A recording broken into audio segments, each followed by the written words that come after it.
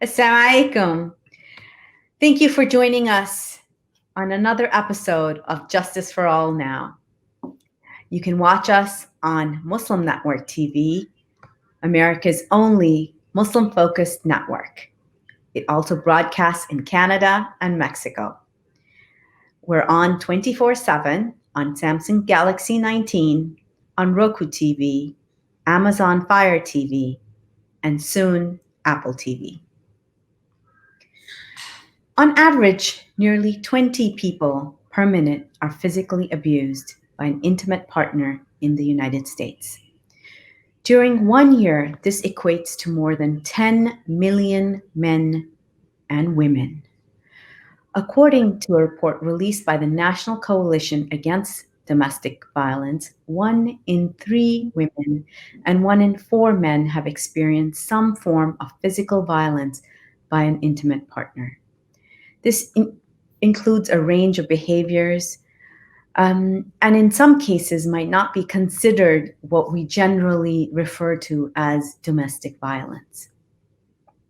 I'm going to go, we'll talk about some of these facts and figures with our guest today, who's joining us, and we're so grateful for her to be here, Hasna Mukhtar.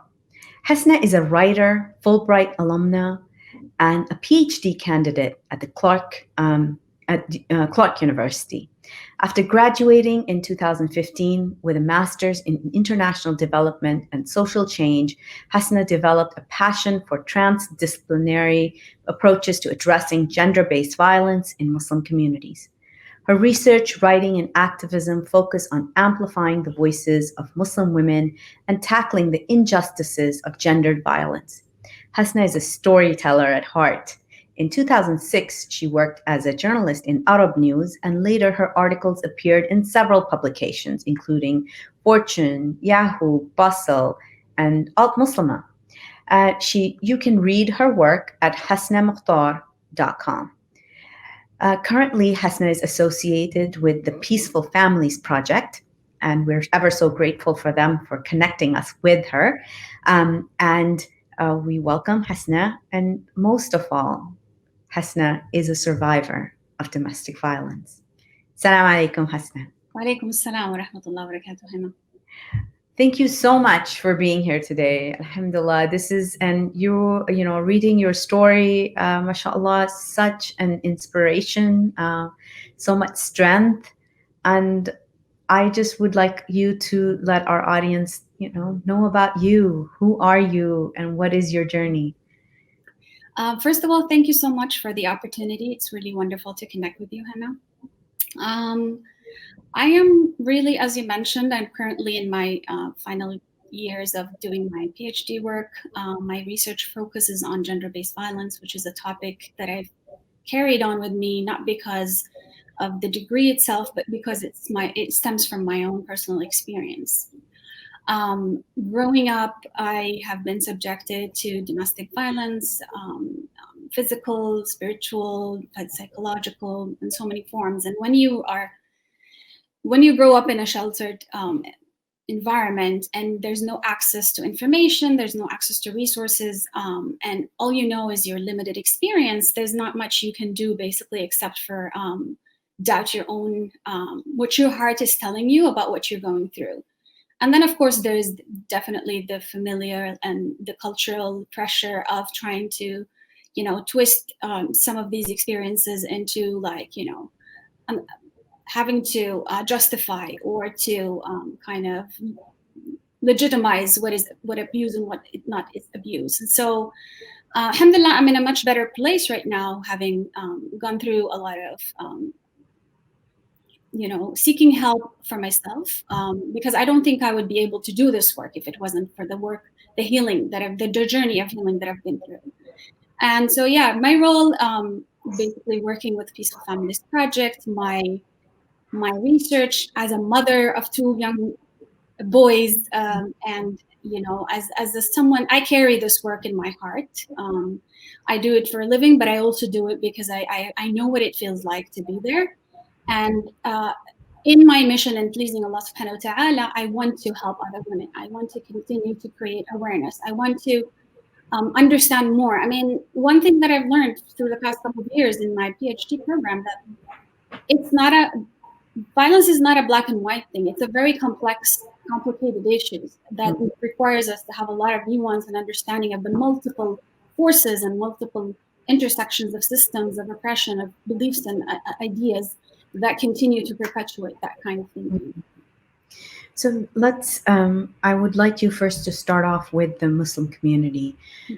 Can you share with us what sort of, a lot of times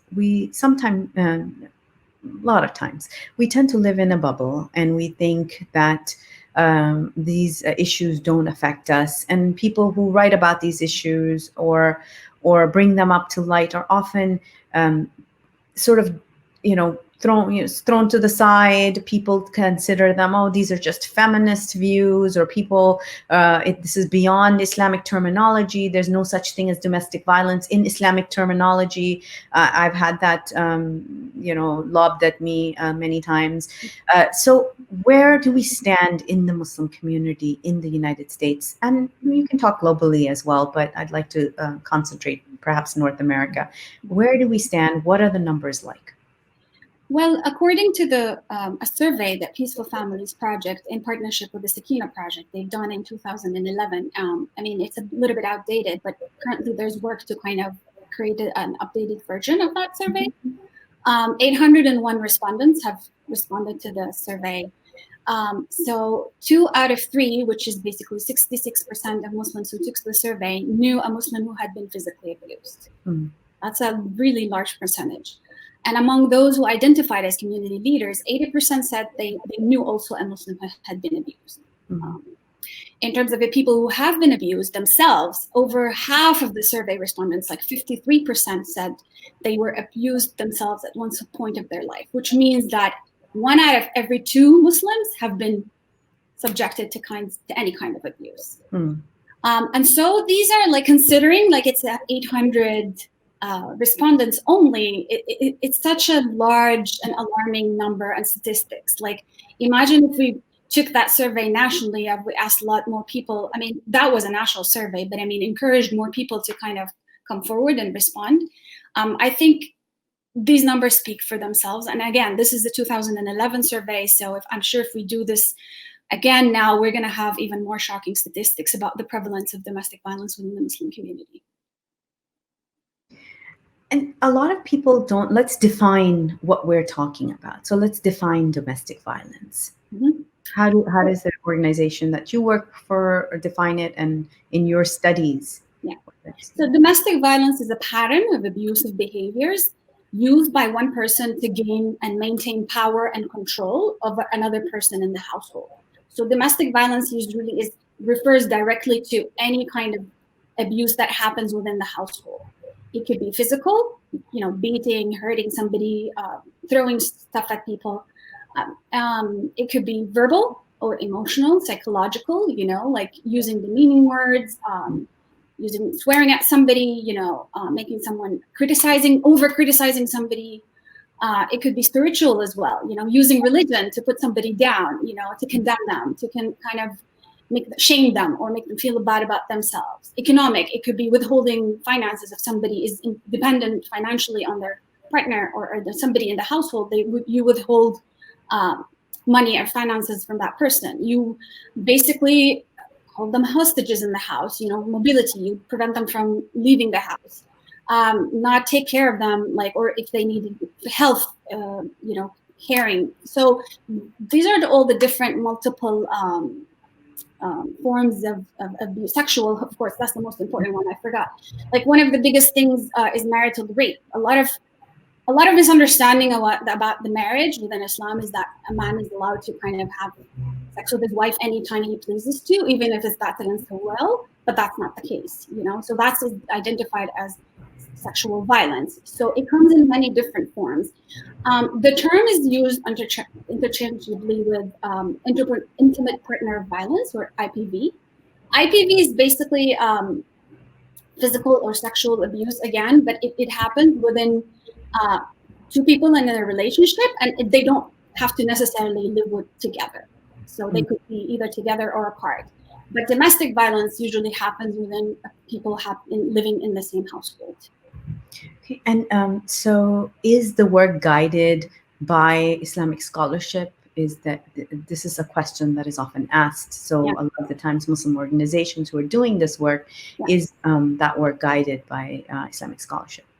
I mean, the main reason why PFP, or Peaceful Families Project, started in 2000 by Sharif al-Khatib, may Allah subhanahu wa ta'ala bless her heart, she passed away, is basically to address this gap of we need to provide an understanding of the problem and tools and trainings and awareness through an Islamic paradigm. Mm-hmm. And I know also Heart to Women and Girls, who's based in Chicago, they've also started like their work a few years ago, but they also maintain the same thing. They're Muslim-centric, so what that means is that they use the teachings of Islam to kind of spread awareness and send that message out. So mainstream services usually kind of take a secular approach, but we as a faith-based organization that addresses domestic violence, we make it a priority to use an Islamic paradigm to address the problem. And I think from my personal experience is that I lost my faith at one point and my relationship to Allah because of the violence. Because when it's shoved down your throat as take it because that's what Islam says, you kind of start to have these questions about, does really God allow for such injustice to happen? Mm-hmm. But then, alhamdulillah, and I think only Allah for that, going back, and also the work of a lot of Muslim women and feminists who have been doing and providing a lot of resources, interpretations, and books, and trying to challenge these ideas, that I've managed to find my way back to Islam and to Allah. And so I think it's important to kind of center that in the work that we continue to do. And what is the actual work? So what do Muslim organizations that are dealing with or confronting domestic violence, what are some of the work that is being done? So usually domestic violence or violence in general, there's two major themes. So there's intervention, which is basically providing services right directly to the survivors or the victims who are experiencing violence, such as you want to help somebody leave an abusive marriage. You want to stop somebody from getting harmed. You want to provide other means of services like legal advocacy, a medical advocacy if somebody's raped. Like how do they go about that? How do they, like if they want to seek a legal file charges? All of these things. These are kind of considered intervention. Prevention is more generally the work that is being done in the community to raise awareness, to make people understand more what is domestic violence and ways to address it. And within Peaceful Families Project, that part is done through one of the niche programs that we do, which is the Imams Trainings Program, Imams and Chaplains Program. And basically, that is, again, part of what the founder, Sharif al-Khatib, has done, is to kind of, she found that there is a need to train those imams in mosques, because most often Muslim women in the United States would go and disclose their abuse to the imams, seeking some help or validation. And unfortunately, imams are not equipped or trained to offer the support that the women needed. That's number one. Number two, some of the imams themselves, they have the wrong ideas about what is domestic violence. And sometimes they even, they have no idea what domestic violence is probably. And then they end up harming the women, re-traumatizing the women, or maybe abusing the women themselves by just, not listening to them or not being able to identify the urgent solution at that particular moment. So I wanted to point out just a bit about Sister Sharifa. So she was one of the work that we have done in the past has been Bosnia Task Force, and Sister Sharifa was on the task force and has been, mashallah, her legacy, may Allah bless her. She was one of the people who worked with the task force in getting rape declared a war crime. So this is, as people are watching, this is something to remember, and please keep her in your du'as. So go back to, inshallah. Yeah, so these are the two general, in terms of intervention, and even prevention, there are emerging, we have a directory as well. I want to point people to that we recently put out, that lists all the names of the organizations that are doing addressing violence in different forms within the Muslim community in North America. So I think we have a good amount of organizations that are doing a lot of amazing work on the ground. I mean, but we still need more. Mainstream services are there for others to go to, but as I said earlier, we a cultural and religious understanding that these Muslim organizations bring into the conversation and how to address the problem is kind of unique. So, and you were talking about the Imam's Toolkit. What all is in the toolkit? This toolkit that we recently launched during the COVID when it happened, because and when everything shut down, unfortunately for us who we're in safe homes, it meant that we're shielding and sheltering from the possibility of getting the virus. But for a lot of other people who are in already abusive and dangerous situations, being locked inside the home with no way to go out, it means that the chances of you getting subjected to more abuse, your life gets threatened, it just kind of escalated basically. And there was a lot of reporting of increased numbers due to COVID-19 that, more abuse is happening. And also on the other hand, a little bit more about that was one of the reasons why we wanted to have this show as well, is because of the situation we're in right now. Could you share some of those, like how much has it risen? Have your calls that have been coming in risen? We as an organization don't make direct intervention services, so we don't get calls. But I mean, reading through the headlines and the news and seeing what's happening, I mean, we definitely there is a spike in numbers in terms of people reporting, and also the fact that it's not as easy to kind of seek help, leave the house. I mean, it created more obstacles. There were already a lot of barriers for women to leave abusive situations. COVID and the lockdown even created more barriers for them.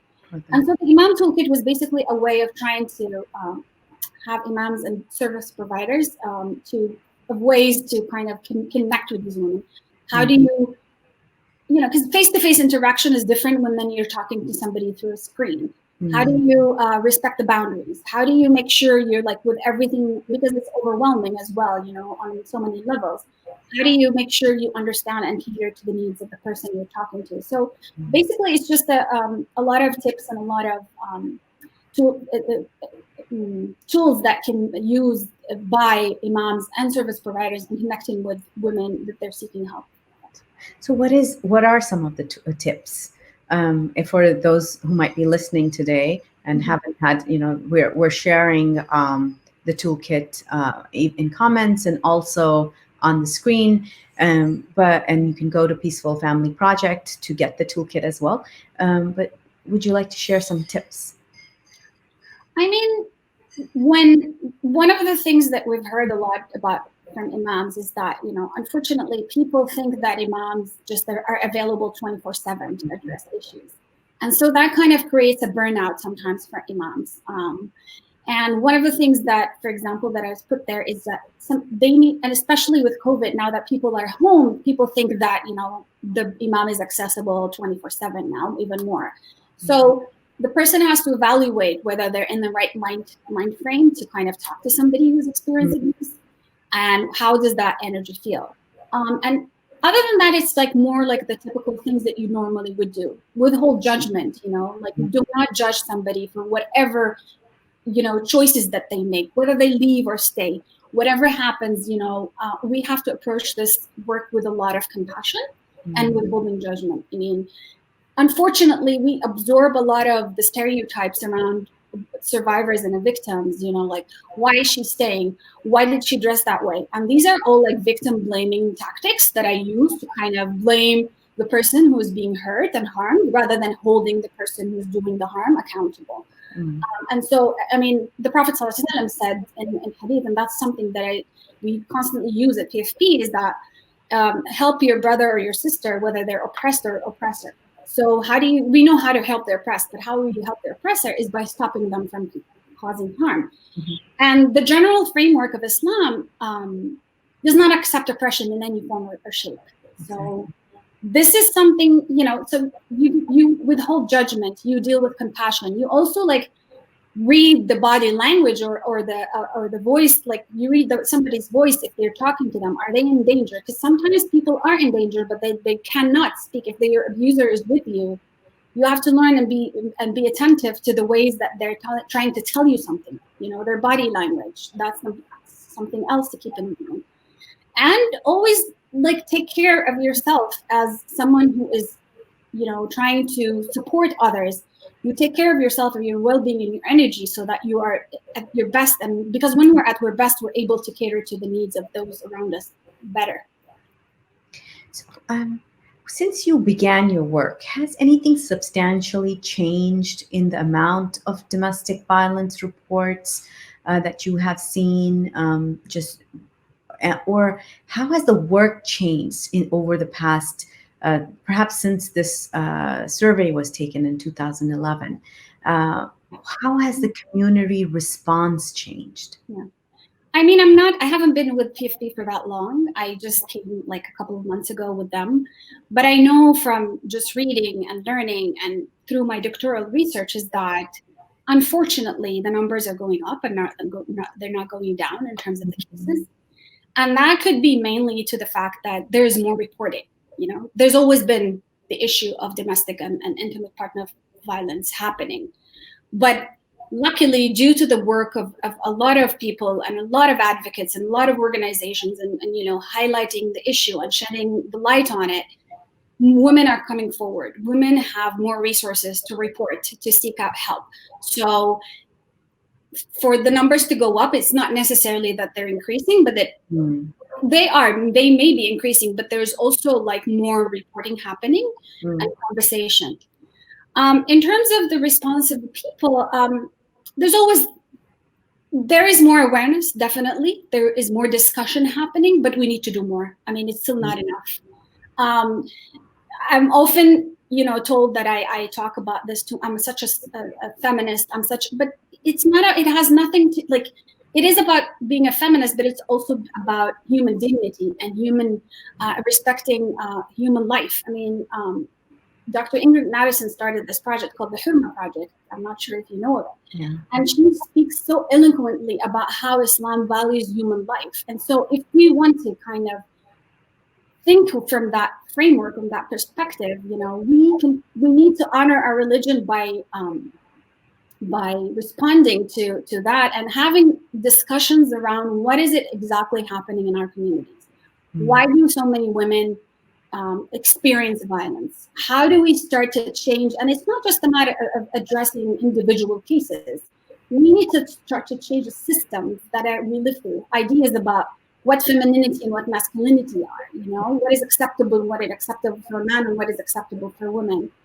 Rahma, the idea of rahma in a household, and that's like a big concept in our religion in relationships. So we talk about this and we have khutbahs about this all the time, but when it comes to actual application and relationships, we see a lot different reality, and the numbers, tell us that there is a problem of violence within our community.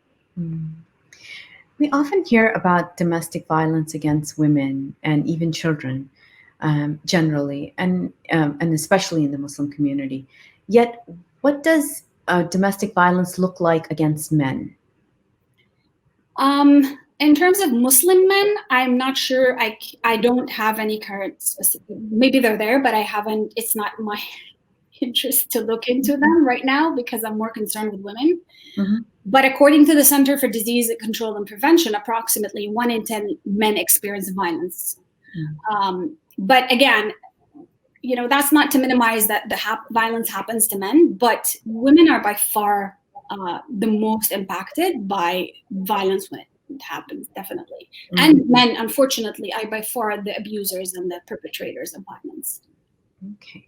And so this is something when you study. So what exactly are you studying? What is the scope of your PhD? So my work centers around international development. And by international development, I mean all these projects that are carried by the United Nations and similar organizations around the world to kind of intervene in certain local communities and try to implement programs and create change around violence, for example.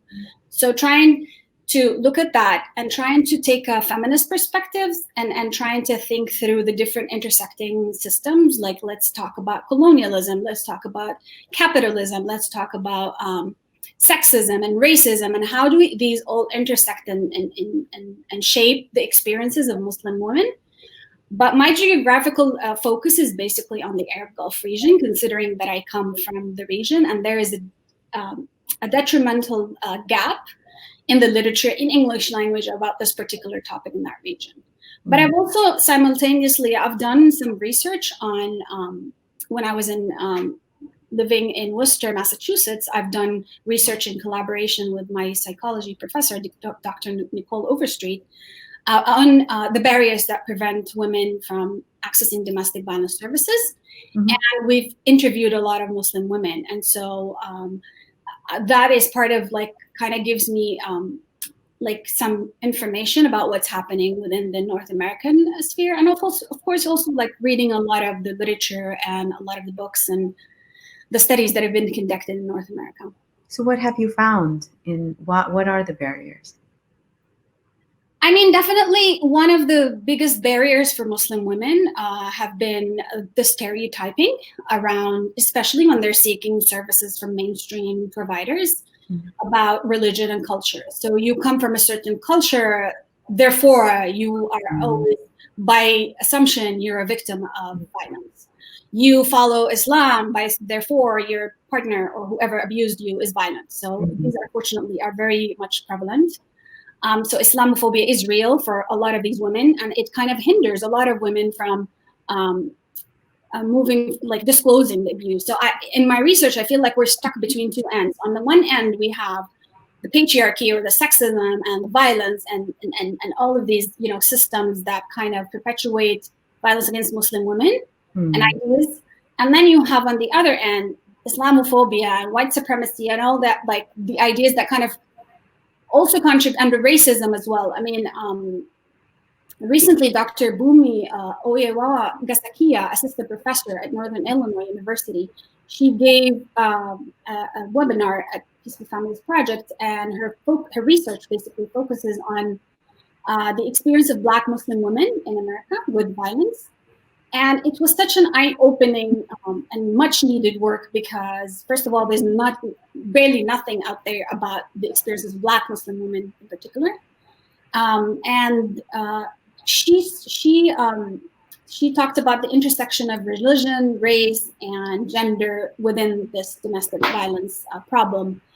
And in citing one of the experiences of one of the women, I'm just going to read that quote because it was really powerful.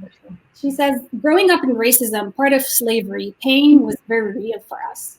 Being hit, being hurt, being tortured. You cannot fall apart because of that. We cannot direct it necessarily at the people that are doing it to us." So you see the line of intergenerational trauma here because of slavery that they carry. I mean, it just kind of, you're stuck in an abusive situation. You are in pain, but you take it in because you can't report the person because you know what's going to happen to them. And it's just so powerful to see how, even that you do understand in general what causes domestic violence, people's different experiences are different, definitely because of the different forces of violence that they get subjected to. So this leads to me to, I'm sorry to cut you off, but it leads me to a question, especially considering right now we're talking about defunding the police, we're talking about, so what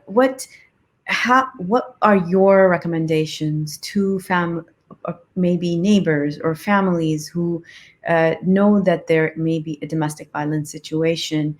Should people call the police, especially considering, so we'll talk about Muslims in general, especially in a post 9/11 era where Muslim men are often perceived as terrorist or dangerous or radical, and even if just for sporting a Sunnah beard, right?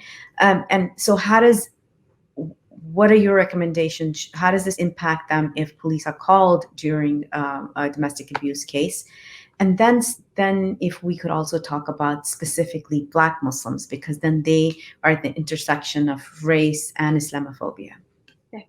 I'd like to start with the Black Muslims first because I think it's important. Yeah. I mean, that's again going to Dr. Bumi, who I just mentioned her work. She really critiqued the over-reliance on the criminal justice system in general and policing, because it really has lethal consequences, as we can see, for Black people. So there's this idea that by calling the police we're going to solve the problem, but unfortunately it's just like, it's when there is like grave danger for somebody's life, okay, fine, but on the long term, calling the police, putting somebody in prison, that's not helping addressing the root causes of the problem of violence. So we need to think about alternative solutions, like what are there like ideas and different techniques and different spaces and different systems that we can create that can change that that behavior, but at the same time, it's not the police. I mean, the whole Black Lives Matter right now is all about defunding the police, because the police is basically subjecting Black people to more violence than it's not going away. So we want to think of the police as the only option when we see somebody's life is in danger, maybe somebody who's about to lose their life, think of that. Other than that, I think if we're talking generally, if you have a neighbor, if you have a relative, ask them, like if you see something, approach them and talk to them, first of all, withhold judgment. And second of all, listen to the person, what are they telling you? Don't pressure people into leaving or staying. It's their choice, it's their life. One of the first things that they taught me when I was trained for serving on the hotline at Pathways for Change in Worcester, Massachusetts, is that they tell us, when somebody is subjected to violence, their power to make decisions for their lives, their power is taken away from them. So when you try to be there for them, you don't want to impose your own ideas or opinions on them. You just try to listen and cater to their needs, because you want to try to give them that power back that's been taken and hijacked and violated. So try to listen and connect somebody. If you know of the resources, connect the person with domestic violence resources. They can do like something called safety planning with a social worker, where they go step by step on the options available.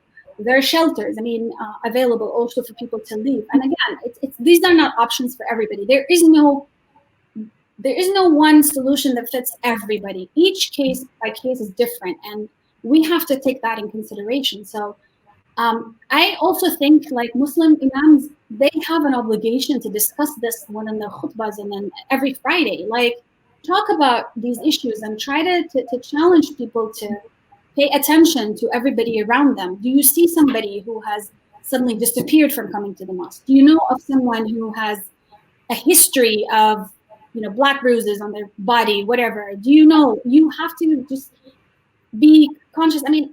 God knows, and I don't say that because I want to brag, but not even through my work. I have a lot of women who find in me in secrecy, and I just continue to try my best to be there non-judgmentally, because sometimes all they need is somebody just to listen to them, somebody who can tell them that they're not crazy, because more than often gaslighting within violence makes somebody doubt their own sanity, and so just compassion and listen and ask about, somebody and try to reach out to them if they're in any situation.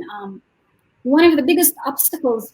Yeah, go ahead, Penny. Sorry. I wanted to ask if at that point, do you give resources? How is this? What is a safe way to give resources without taking someone's power away from them, but also giving them options or showing them options that they might not have access to because of the situation they're in? Yeah. Ask them, how can I be of help to you? If they show any kind of interest in talking to somebody, then you find the local, the hotline number or the local organization that is willing to talk to them. Or maybe sometimes you can go and speak on their behalf and try to see what is the. Sometimes people are in dangerous situations. They can't even call a hotline, or they can't even leave. So if they give you that authority to act on their behalf, meet with someone, ask them what are the options, and try to do that safety planning for them. it's just being attentive to somebody and being there for them. When children are involved, of course, it becomes even a bigger problem, because then what happens to the kids? What is this financial resources that somebody can use to support their life? I mean, if somebody's working, then that gives them a little bit of dependence. But sometimes, the woman is relying on the partner to kind of to survive economically. I've done once an assignment during my work, and it says homelessness is a big threat for women who are stuck in domestic violence situations, because they can't leave, and if they leave, they end up being on the streets. So And yeah. this is true. We see this Muslimat and Nisa is in our backyard, and one of the struggles is from the community is actually support for the center, but just the amount of people or the amount of women who come to Muslimat and Nisa because of the lack of other places that Muslim women can go to, especially in this region.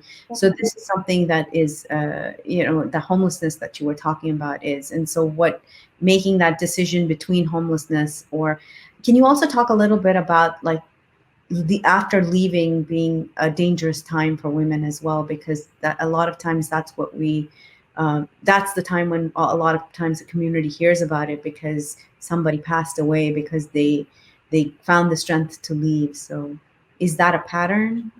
Say that again, Hannah. Sorry.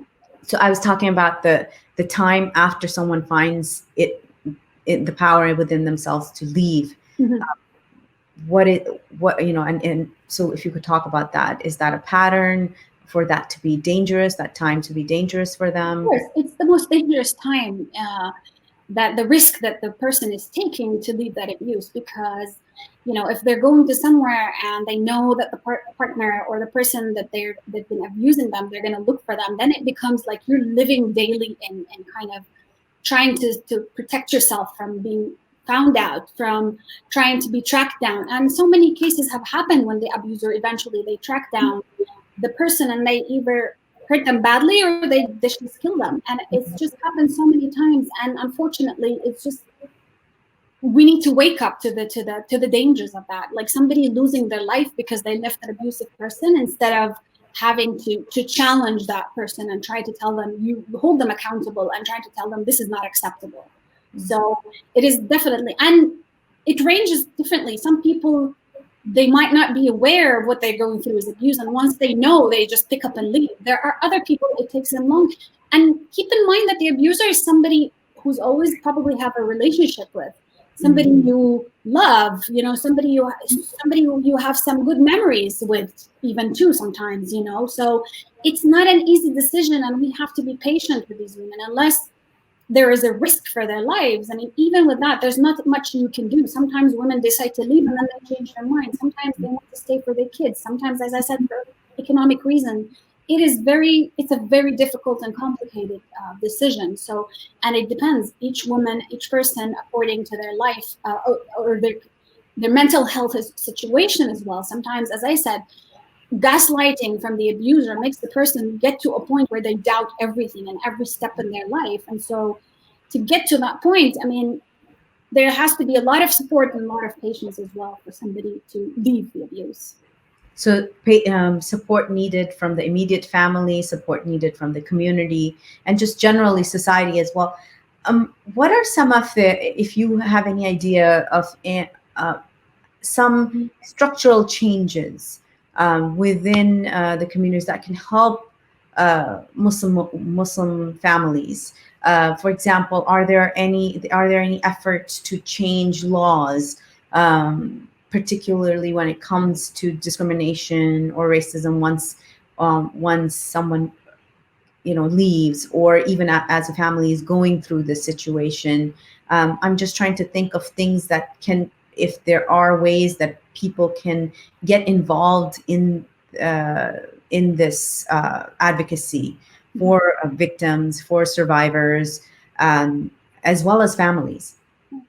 I mean, structurally, we need to start by having conversations within our communities about the problem itself and be honest about it. Because one of the biggest problems is that we continue to deny that it actually exists. The minute you bring up domestic, that does not, because in fear of Islamophobia, we kind of deny that domestic violence is happening. But we can do both at the same time. It doesn't have to be one or the other. We can combat Islamophobia, but we can also critique the problem of domestic violence within our community. So start to have these conversations, and every time in as I said, in mosques, in community gatherings, let's talk about it as an issue, and let's talk about what causes domestic violence.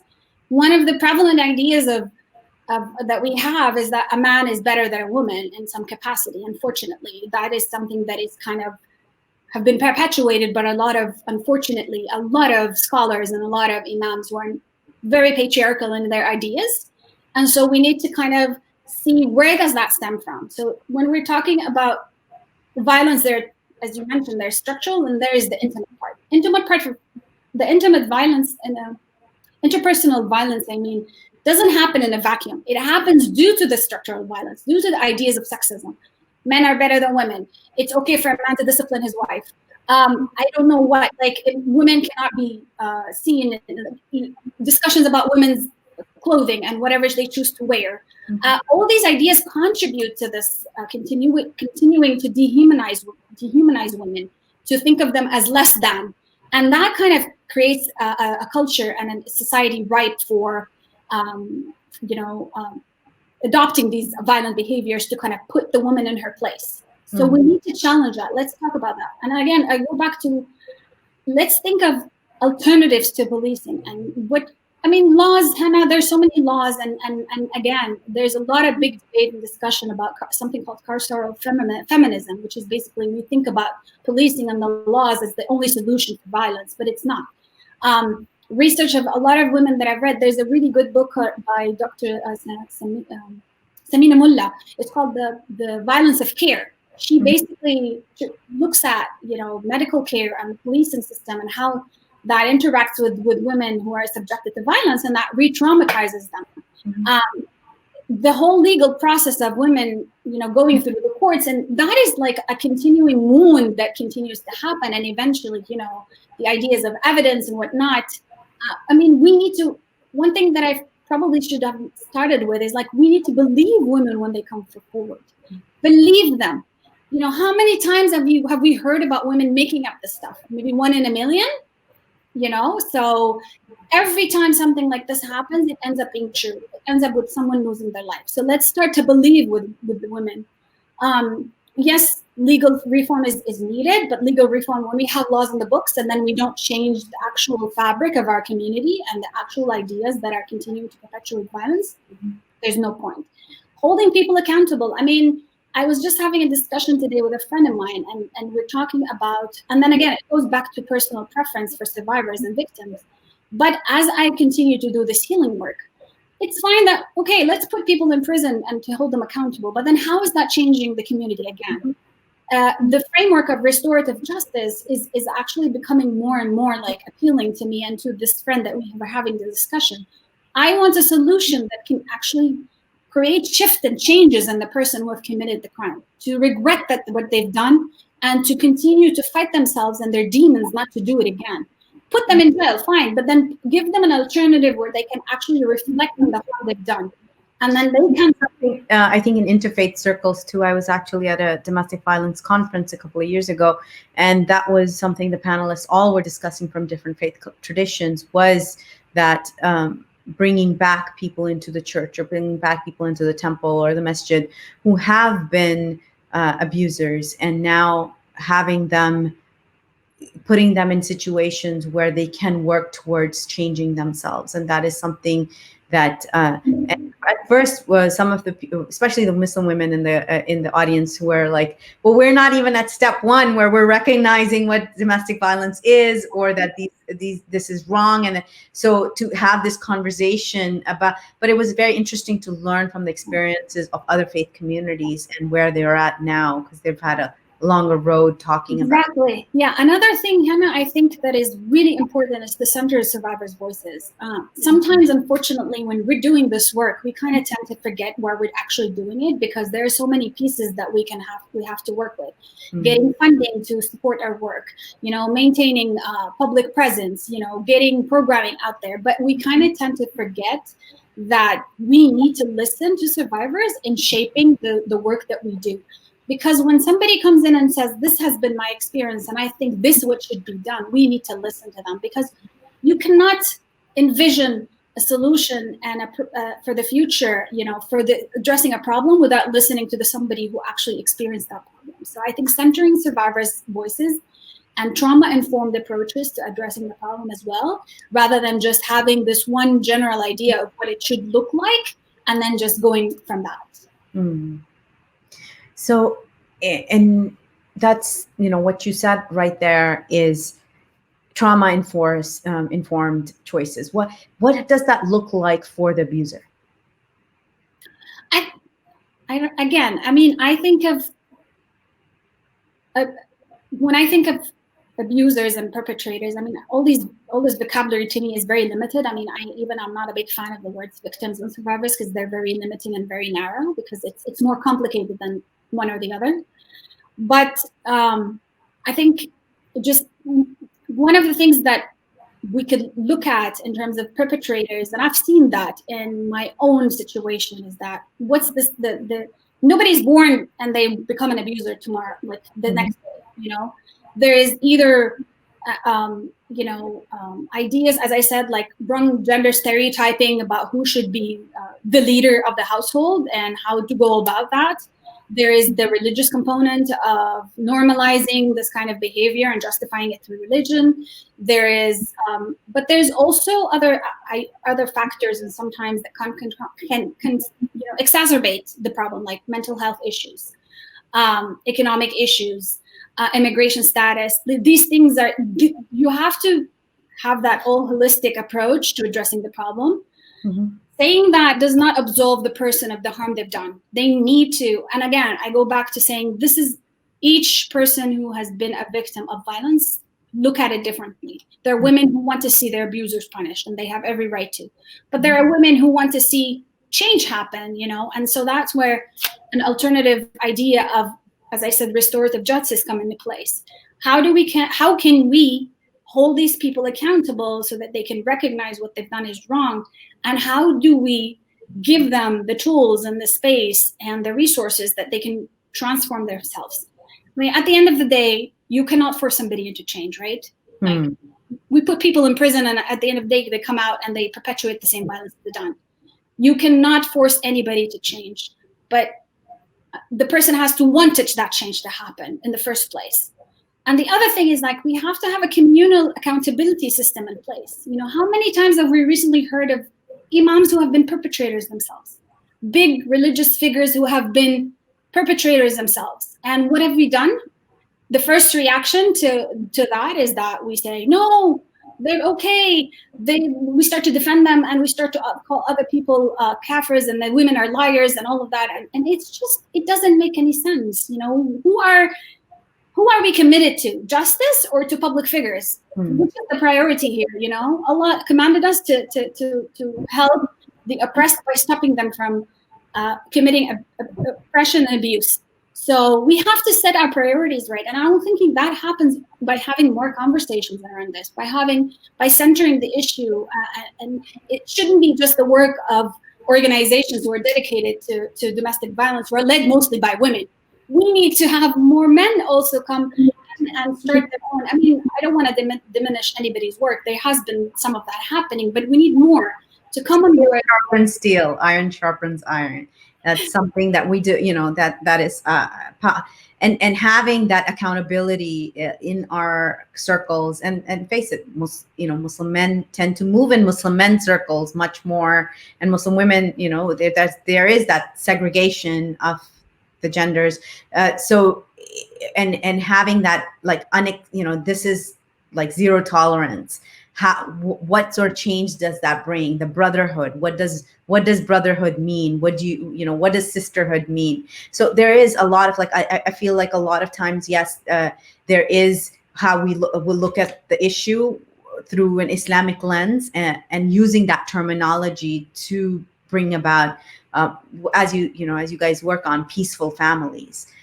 Because that's the ultimate goal, right? You don't want to destroy a family necessarily because of what we might think is the best solution for them, but to actually bring and that's something that I have seen too. I've seen people talk about anger management classes and circles of healing for men who themselves have been victims of violence, and that's all they've learned all their lives as well, is that violence. So no, this was a fabulous, fascinating conversation, because we touched on many other things that a lot of times we don't think about when we think about domestic abuse. It's very binary, it's just like this is. So thank you so much for bringing that in. And as we wrap up, we have about 30 seconds. If you would like to give some advice to our audience as they're listening in, if there is anybody who's going through the situation as if they're listening in. I just want to end up by saying, Hannah, that, in a reflection piece I wrote recently, I've grappled a lot with the Quran in terms of trying to come in an understanding of, like, if this, patriarchy and violence is a modern day issue. But I honestly don't think that is. And I've been reading the Quran, and I've been reflecting on the stories of Fir'aun. I've been reflecting on how the non-believers have called God and his angels as feminine in a way to demean them. And the third piece about the son preference. And it's all like verses in the Quran that clearly speak to the mentality of looking at women as less than, looking at somebody who's not Arab, not white, not all of that. And that's like, Dr. Aziz al-Hibri goes back to the original sin of, when Satan said to Adam, to God, I'm not going to bow to Adam because I am created from fire and he's from clay. And that's the original origin of all of this. I am better than him or her because I'm white. I'm better than him or her because I'm a woman. I'm better than him or her because I'm Arabi and they're not. So we really think about, when you think about that, I think it just kind of puts things into perspective. This is not a modern day problem. It has always existed, but I think we have reached a stage where it just kind of is becoming really alarming, and we need to pay attention to that. As Muslims, we have an obligation, we have a duty to stop that from happening in so many levels. Well, Jazakallah khair. Thank you so much for being here and being a part of this conversation. Inshallah, hopefully we can have you back. And Jazakallah khair for our audience to be here. We've run out of time, but thank you for watching us. You're watching us on Muslim Network TV. Assalamu alaikum.